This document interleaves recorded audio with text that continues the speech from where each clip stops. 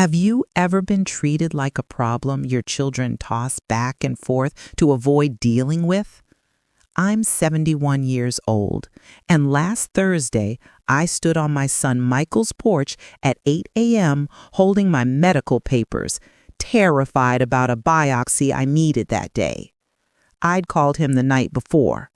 "Michael, the doctor found a lump. They need to do a biopsy tomorrow at 10 a.m., and I can't drive myself after the sedation. Can you take me?" He'd hesitated, then said, "Let me check with Linda and get back to you." He never called back, so I assumed that meant yes.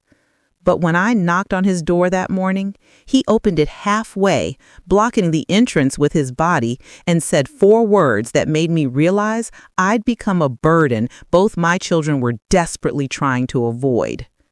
"Ask your daughter, Mom." Not, "I'm sorry I can't." Not, "Let me help you figure this out." Just, "Ask your daughter," as if I were a package to be shipped elsewhere. "Michael, I don't have time to call Sarah. The appointment is in 2 hours. She lives 40 minutes away, and you're right here. I need you." He shook his head, already closing the door. "Sarah's not working this week. She's on vacation. She has time. I don't." Then the door shut, and I stood there, shaking, realizing that my own son had just refused to take his mother to a cancer biopsy because it was inconvenient. What neither Michael nor Sarah knew was that I'd been keeping a record, and what they were about to discover was that playing hot potato with their elderly mother would cost them both everything. I have 2 children. Michael, 45, works in finance and lives 15 minutes from me.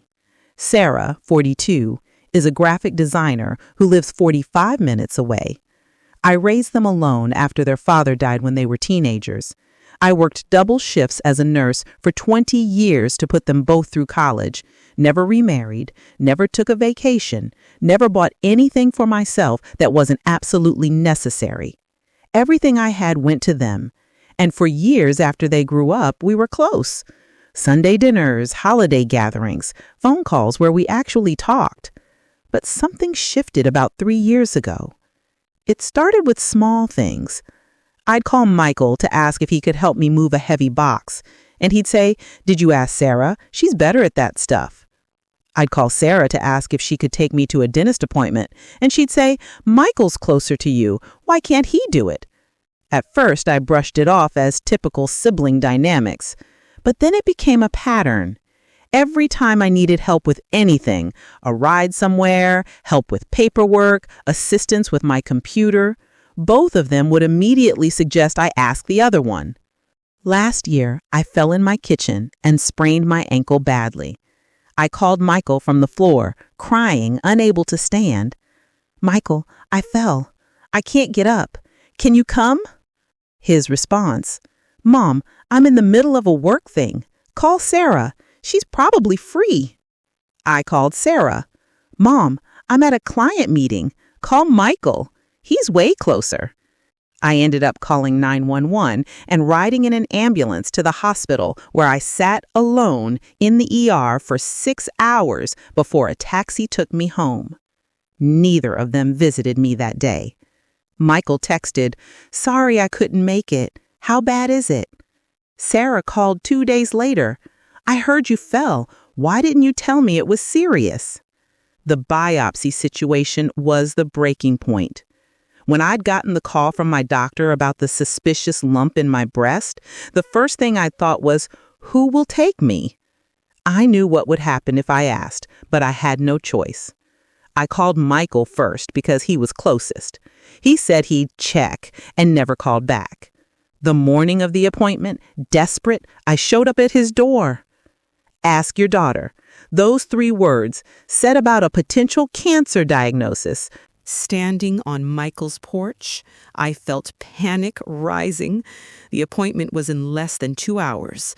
I pulled out my phone with shaking hands and called Sarah. It went to voicemail. I called again. Voicemail.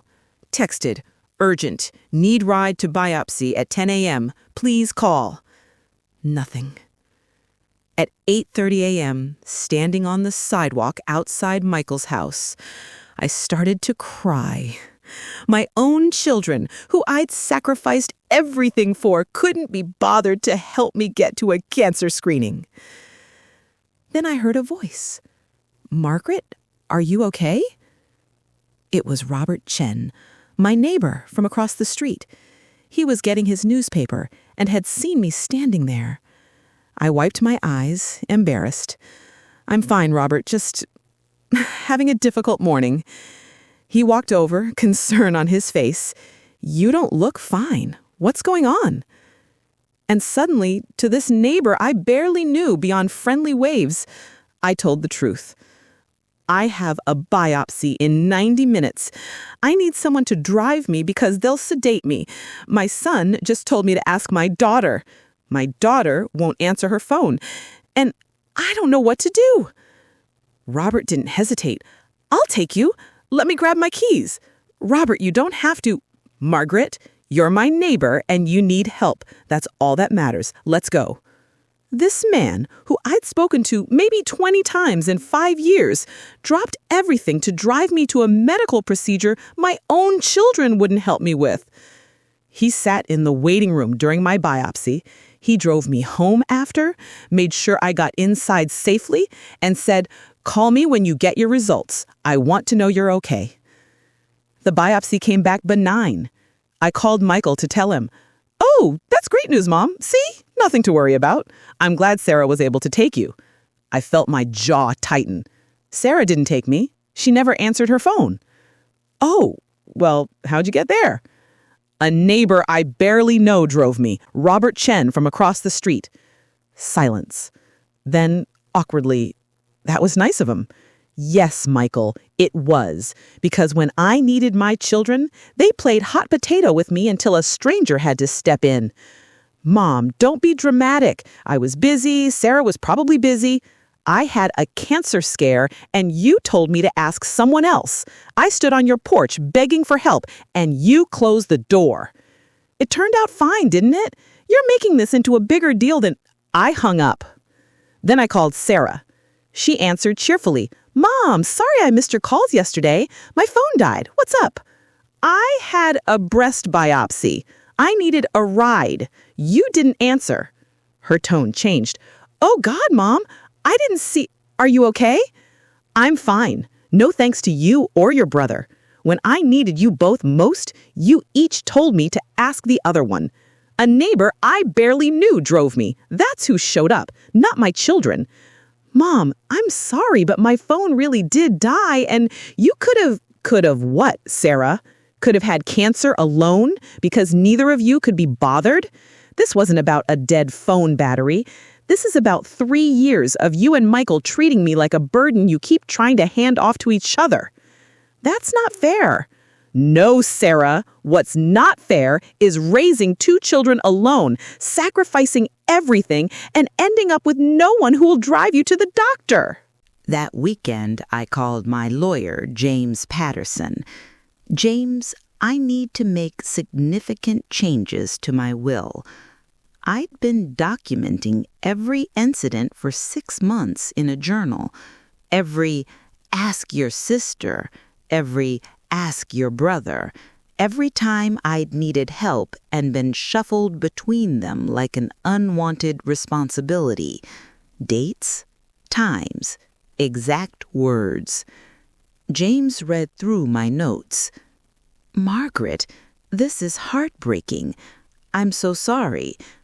"Don't be sorry. Just help me fix it. Currently, my will split everything between Michael and Sarah, the house, my savings, my retirement accounts, about $680,000 total. I want to change the primary beneficiaries. Robert Chen, my neighbor, gets $150,000. The rest goes to charities that help elderly people who have no family support. Michael and Sarah get $1 each, so they can't claim I forgot them." James looked up, surprised. "You're certain?" "Completely. And I want them to know why. Write a letter to be read with the will, explaining every incident, every time they chose convenience over their mother, every ask your sister and ask your brother that left me stranded. End it with this. You both asked me to rely on other people, so I did. I'm leaving my estate to the people who actually showed up. I signed the new will that Monday. Then I did something else. I called both Michael and Sarah and told them what I'd done. "You're cutting us out over one incident?" Michael said, his voice rising. "Not one incident. Dozens, years of being treated like a problem you both wanted someone else to handle." Sarah was crying. "Mom, this is so extreme. We can change. Give us another chance." "A chance to what, Sarah? To pretend you care because there's money involved? Robert Chen cared when there was nothing in it for him. That's the difference." That was 5 weeks ago. Michael has called twice, both times to argue about the will, never to ask how I'm doing. Sarah sent flowers with a card saying we should talk, but hasn't actually shown up to talk. Meanwhile, Robert checks on me twice a week. Last Sunday, he invited me to dinner with his family. When I thanked him for the biopsy ride again, he said, "Margaret, that's what people do for each other. It's not special. It's basic decency." He's right. It is basic decency. And my own children couldn't manage it. The will stands.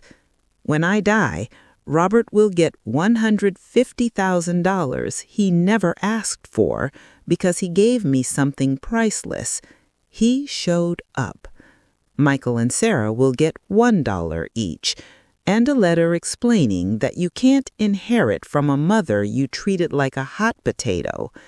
They each told me to ask the other one. Now they can ask each other where their inheritance went. Has one child told you to ask your brother and the other said, ask your sister, until you had no one? Have your children treated you like a burden they pass between them? Share your story. Follow for advice on dealing with children who forgot that family means showing up, not making excuses. Remember, you don't owe your estate to people who couldn't give you a ride when you needed one. Leave your legacy to those who earned it.